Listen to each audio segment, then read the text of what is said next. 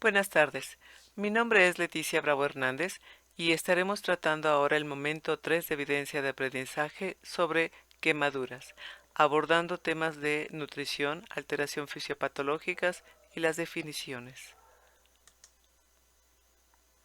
¿Cómo se define una quemadura? Se define como una lesión producida por alteraciones de origen térmico, calor o frío, sin importar el agente etiopatogénico, y la presentación de dichas lesiones se clasifican según el tipo de agente que lo produce, gravedad y profundidad. Menciona los 4 tipos de quemaduras y das un ejemplo del agente que lo produce. Tenemos el tipo de quemadura como térmicas, que son agentes de los productos de calor, que estamos dando este ejemplo de fuego directo. Otro es las eléctricas, como la electricidad atmosférica, que podemos ver ahí que finalmente pasan cuando están la corriente eléctrica de lo que es con los rayos o los relámpagos. En la química también tenemos productos químicos donde se utilizan diferentes tipos de gases que son dañinos para la salud. Y las radiactivas, que en este caso la radiación por el sol, son las quemaduras que también se pueden llegar a efectuar en la piel. ¿Cuál es el criterio de gravedad de un paciente quemado según el porcentaje de su superficie corporal quemada? De acuerdo a esto, el quemado grave también se denomina como gran quemado y presenta una superficie corporal quemada superior al 15%, y el quemado leve presenta una superficie corporal quemada inferior al 15%. ¿Cuáles son los 3 grados de las quemaduras y qué parte de la piel se ve comprometida en cada una? De acuerdo a eso hay una clasificación de quemaduras según la profundidad, y para ello tenemos el tipo y el grado como epidérmicas de primer grado, que su característica microscópica son la destrucción de la epidermis. La característica macroscópica es la eritematosa, no exudado, no fictenaz o ampollas. Sensibilidad de la zona es muy dolorosa y la curación son espontáneas de 4 a 5 días y no hay secuelas.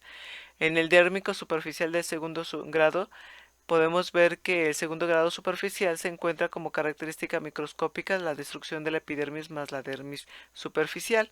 En la macroscópica sí hay flictenas, al retirarla su base es roja brillante, exceso de exudado y conserva folículos pilosebáceos. No hay dolor y es espontánea la curación de 7 a 10 días y no hay secuelas. En el dérmico profundo de segundo grado profundo, de características microscópicas está la destrucción de la epidermis más la dermis. En la macroscópica, sí filictenas, al retirarlas su base es blanca o gris menor exudado, no conserva folículos y pilosebáceos. No hay dolor y el tratamiento quirúrgico es sin secuelas. Por último, el subdérmica de tercer grado, que hay una destrucción de todo el espesor de la piel y zonas profundas en lo que son las características microscópicas, y en las macroscópicas queda negruzca, vasos sanguíneos trombosados, y la pérdida de sensibilidad y anestesia es la sensibilidad de la zona, y como curación el tratamiento quirúrgico secuelas importantes. ¿Qué es la regla de los 9 para determinar la superficie corporal quemada y cuál es su variación para niños?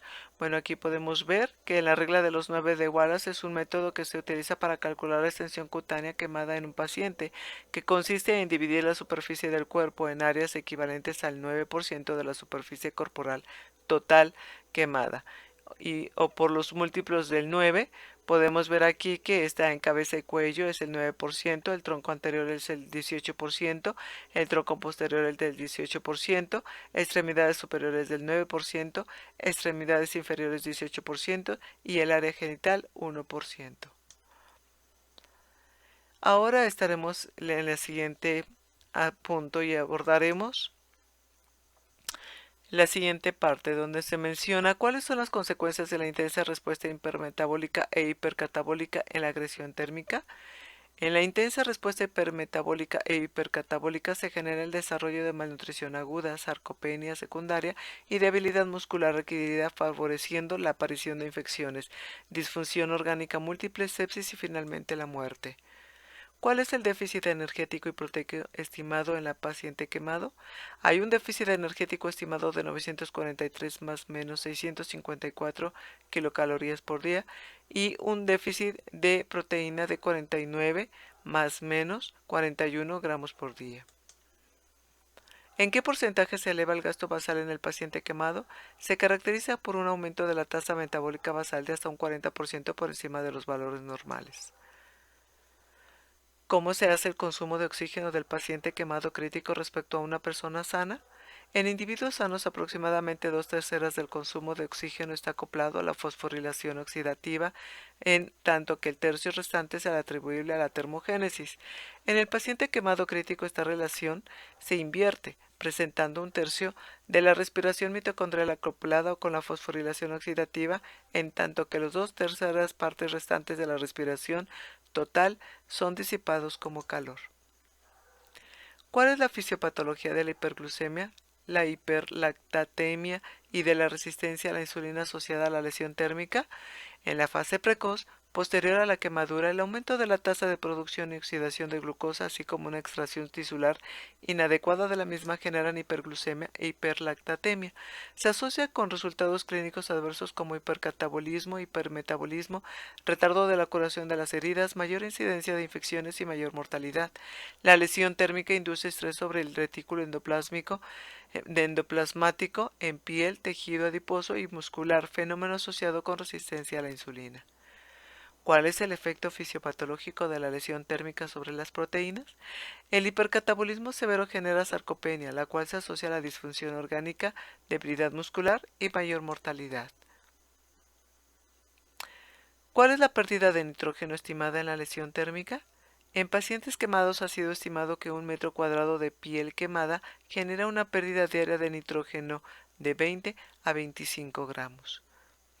Menciona 5 alteraciones fisiopatológicas en el metabolismo de lípidos. 1 es el aumento de persistentes en los niveles de glicerol, traducción de una mayor lipoperoxidación. 2. La mayor parte de los AG son reesterificados, manifestando un aumento de la lipoproteína LDL, triglicéridos y un descenso de los niveles de cuerpos cetónicos. 3. El análisis del perfil de AAG plasmático muestra un aumento de los AG saturados y monoinsaturados de acción proinflamatoria. Los ácidos grasos poliinsaturados de perfil antiinflamatorio están descendidos. El incremento de la lipólisis posterior a la quemadura contribuye al incremento de la morbimortalidad por infiltración grasa, en particular del hígado, asociado a la resistencia a la insulina. Menciona qué micronutrientes se ven alterados en la lesión térmica. En particular son los micronutrientes cobre, selenio y zinc, dándose este fenómeno en el final de la primera semana posterior a la agresión térmica. Para la mayoría de los micronutrientes y en particular para selenio, cobre, zinc y boro, bromo, hierro y yodo, las mayores pérdidas se producían durante el día 1 con una reducción de las pérdidas tras las primeras 24 horas. Por su parte, estos pacientes exhiben una deficiente de vitamina A, C, D y E. En tal sentido, en los últimos años el estudio de la vitamina D ha sido de notable interés en diferentes poblaciones de pacientes críticos.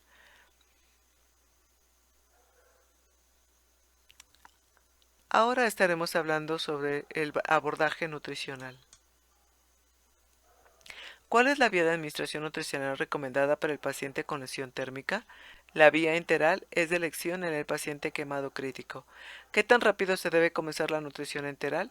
Han recomendado el inicio precoz en la misma, el cual debería ser tan precoz como sea posible. Menciona 5 beneficios de iniciar la terapia nutricional aplicada precozmente.